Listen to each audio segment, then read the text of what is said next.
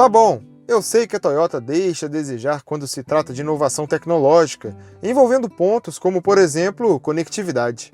Fora que ao longo dos anos ela pouco se destacou em design, sobretudo no interior. A multimídia geralmente é inferior aos concorrentes, e o desenho do painel é conservador e aposta mais em um tom sóbrio. A questão é que a maior aposta da marca aqui no Brasil nunca foi de fato esses pontos. O que os japoneses sempre prezaram mesmo foi pela confiabilidade mecânica, robustez e na boa qualidade de construção.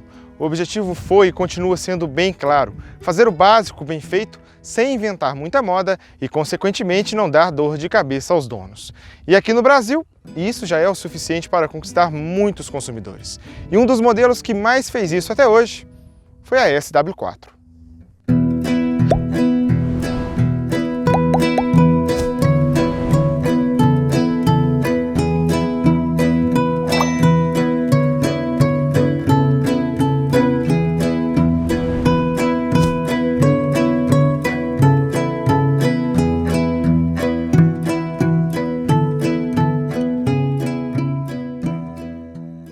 No início da década de 90, a Toyota trouxe, além das versões da Hilux com caçamba, a variante SUV, que logo foi batizada de SW4. E em todas as gerações, até 2015, ela sempre teve praticamente a mesma frente da picape. Somente na geração atual, a gente consegue ver um pouco mais de identidade própria nela. O que não é o caso dessa daqui, 2013, que faz parte da geração anterior, a sétima, e que tem uma boa procura no mercado de usados, mesmo tendo um preço altíssimo frente a alguns concorrentes. Esta versão é a top de linha da época, SRV, que carrega em seus traços, linhas e vincos o último facelift dessa geração. Como destaques, temos as rodas de liga leve aro 17, estribos laterais, rack de teto e retrovisores com pisca integrado e rebatimento elétrico. Sem falar da lanterna traseira mais prateada, da grade central cromada e dos faróis de xenon com limpadores. Dois outros charmes chamam a atenção: a entrada de ar no capô, que reforça o tom de robustez, e o recorte das janelas traseiras, que garantem uma maior distinção ao modelo.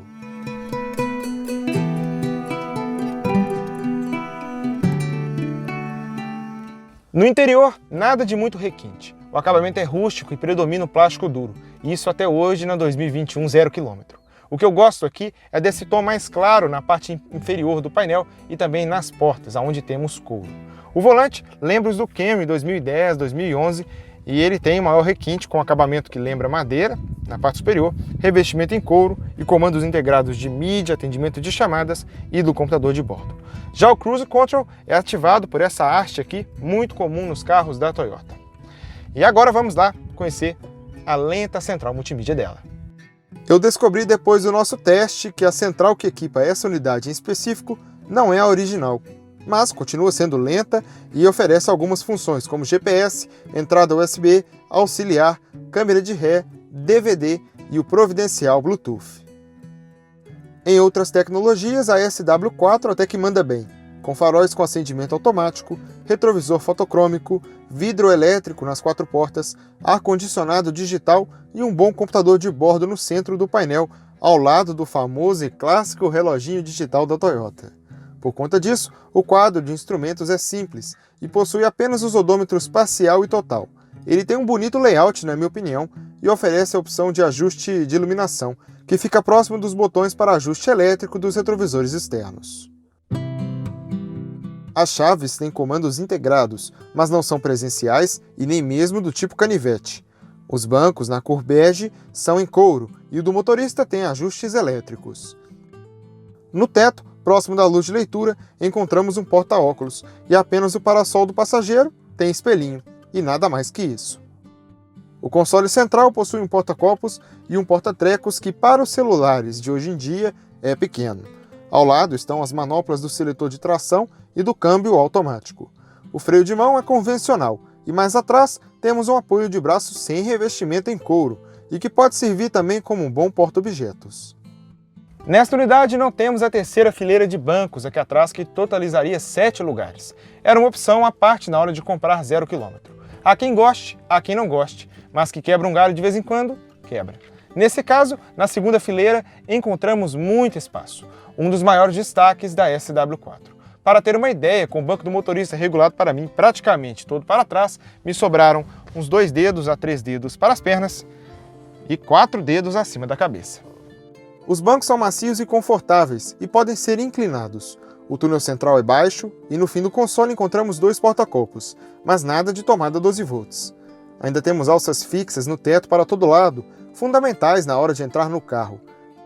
E para maior conforto, são oferecidos apoio de braço no meio, porta-revistas, iluminação no teto e até saídas de ar-condicionado, ligadas lá na frente por um botão que fica próximo da tomada 12 volts, das entradas USB e auxiliar, do acendedor de cigarros e do acionamento do controle de tração e estabilidade. E aproveitando para falar rapidamente de segurança, a SW4 fica devendo cinto de 3 pontos para o ocupante do meio atrás e também assistente de partida em rampa, mas tenta compensar com os airbags frontais, laterais e de cortina e os freios ABS. Ter ou não ter a opção dos 7 lugares é sempre algo que cada consumidor deve avaliar a necessidade, porque na terceira fileira o espaço fica pouco e o porta-malas também é prejudicado, ou seja, fica ruim nos 2 pontos. Como eu disse, serve mais para quebrar um galho. Por isso, a opção, digamos que normal, com 5 lugares, tem seu valor, dando para aproveitar com folga os bons 500 litros de capacidade sem afetar nadinha no conforto dos passageiros. Não dá para reclamar de falta de espaço e nem do acabamento de qualidade. E o step, por ficar embaixo do carro, não prejudica em nada. E só para ficar claro, a opção com 7 lugares pode ter a terceira fileira rebatida para os lados, a fim de aumentar a capacidade do porta-malas.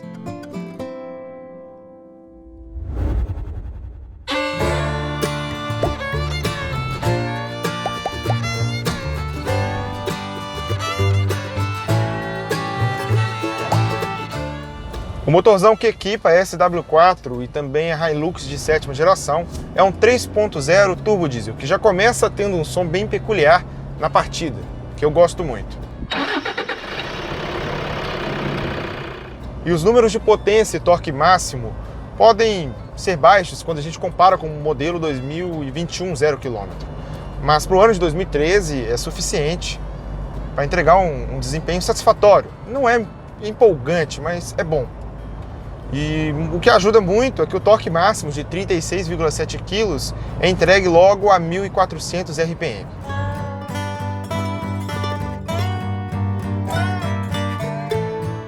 O câmbio automático de 5 marchas dosa um pouco do desempenho. Uma 6ª marcha seria muito bem-vinda para poder trabalhar melhor com o motor e também reduzir o ruído, reduzir a rotação e melhorar o consumo, que não é dos melhores. Eu vi algumas pessoas reclamando disso. É um carro muito pesado também. E ela também tem os comandos da tração 4x4 normal e reduzida, que ajuda na questão de versatilidade. A gente tem a opção muito boa de enfrentar um off-road, situações adversas. Ela tem ângulos de ataque e saída muito bons e um vão livre mínimo de 22 centímetros, o que ajuda. Então, quando calçada com pneus adequados para isso, pode ter certeza que ela vai aguentar muito desaforo. Um outro ponto interessante que eu descobri depois da gravação é que a SW4, ao contrário da Hilux, mesmo no modo normal, fica com tração de forma integral, com 70% nas rodas traseiras e 30% na frente. O 4x4 que acionamos na manopla na posição HL nada mais é que a tração nas 4 rodas com bloqueio do diferencial ativado. Além disso, não temos trocas de marchas sequenciais no câmbio, mas podemos limitar a marcha de acordo com o que precisamos, o que ajuda como freio motor na hora de descer uma serra, por exemplo. A suspensão dela é basicamente a mesma da Hilux normal, com eixo rígido atrás, o que, olhando pelo lado Jeep dela, é bom, né? Traz um pouco mais de robustez e resistência, mas atrapalha um pouco no conforto, acaba pulando mais do que deveria atrás. E todo o conjunto dela, o centro de gravidade mais alto, também não dá tanta confiança em curvas, né? Essa geração em específico é muito famosa pela falta de estabilidade. E a SW4 ela tem a suspensão um pouco mole e ela é meio desengonçada em curvas, o que assusta, mesmo com os controles de tração e estabilidade ativos. Algumas informações complementares. A direção tem assistência hidráulica e não é muito leve para manobras. As dimensões da SW4 são avantajadas e os sensores de estacionamento não são de série e foram adicionados posteriormente neste carro. Os freios são a disco na frente e a tambor atrás, e o isolamento acústico é bem feito em relação aos ruídos externos, porém o som do motor está sempre presente na cabine. Eu gosto, mas isso pode incomodar a quem não está acostumado com veículos diesel.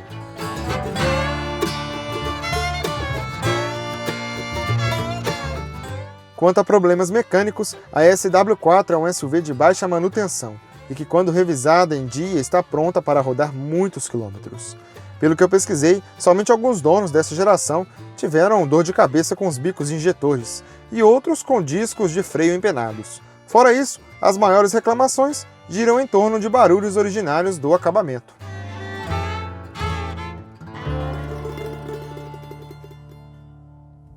A Hilux SW4 ou somente SW4 se enquadra em todos aqueles pontos que eu destaquei no início do vídeo. Isso em qualquer geração dela, desde as primeiras lá nos anos 90. É um tanque de guerra, robusto e confiável, tem um bom desempenho e um espaço interno que se destaca. Aonde ela peca mais? Em tecnologia, claro, na estabilidade e principalmente no preço, que deprecia e muito na relação custo-benefício, na minha opinião. Como concorrentes diretas de mesmo ano, tanto a Trailblazer 2.8 diesel quanto a Pajero Dakar 3.2, ainda que possam ser piores que a SW4 em alguns pontos, vão custar muito menos. A diferença na hora da compra é enorme, sendo impossível não recomendar também as rivais, mesmo que elas tenham uma maior tendência de desvalorização e uma revenda pior. No mais, como fã da Toyota e da SW4, desde os modelos antigos, que eu sonho em restaurar um dia, é impossível não ficar feliz em realizar esta rodada. E eu agradeço a loja parceira do canal, Uai Automóveis, pela oportunidade. Esta SW4 SRV 2013 pertence a eles, está à venda e para os interessados eu deixo na tela o telefone para contato direto. Um abraço a todos e até a nossa próxima rodada do canal.